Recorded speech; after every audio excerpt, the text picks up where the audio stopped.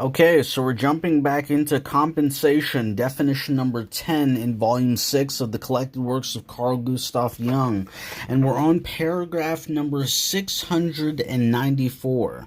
Whereas Adler restricts his concept of compensation to the balancing of inferiority feelings, I conceive it as a functional adjustment in general, an inherent self-regulation of the psychic apparatus.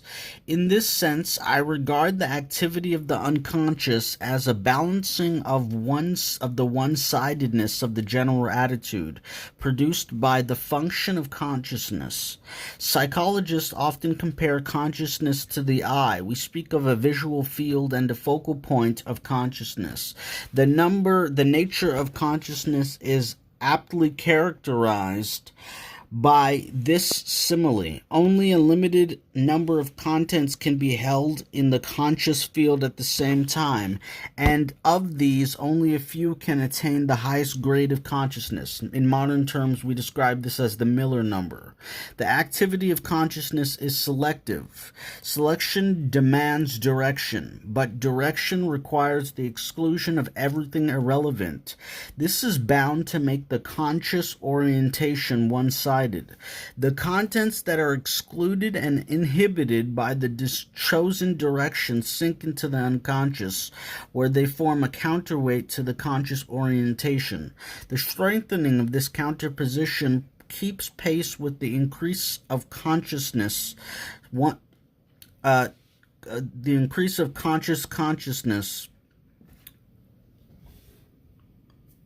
With the increase of conscious one-sidedness until finally a noticeable tension is produced. This tension inhibits the activity of consciousness to a certain extent, and though at first the inhibition can be broken down by increased conscious effort, in the end the tension becomes so acute that the repressed unconscious contents breaks through in the form of dreams and spontaneous images. The more one-sided the conscious attitude, the more antagonistic are the contents arising from the unconscious, so that we may speak of a real opposition between the two. In this case, the compensation appears in the form of a counter function. But this